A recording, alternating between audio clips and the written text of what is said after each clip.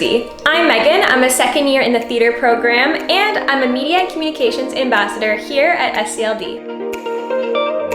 And I'm Amanda, a second year BCom marketing major here at York, and I'm also one of the media ambassadors at SCLD. We cannot wait to welcome you into the York University family this September. To kick off your journey, we've included some York merch in your welcome package. This package is unique to your faculty, so you may have gotten something a little bit different from your friends. Be sure not to open your special envelope until September 3rd during our York Orientation Day welcome ceremony. There will be directions during that event as to when you can open this special envelope. However, feel free to enjoy the rest of your items. In addition to your new merchandise, keep in the York University loop by checking out all of the important resources you'll need as a first-year student. That is, make sure to check out our York 101 video series, and the link for that is in the description below. For all things York University, don't forget to give us a follow at Student Life YU on Facebook, Twitter, Instagram, and YouTube. You should also explore the orientation website, which is where you're going to be able to learn more and register to all of the orientation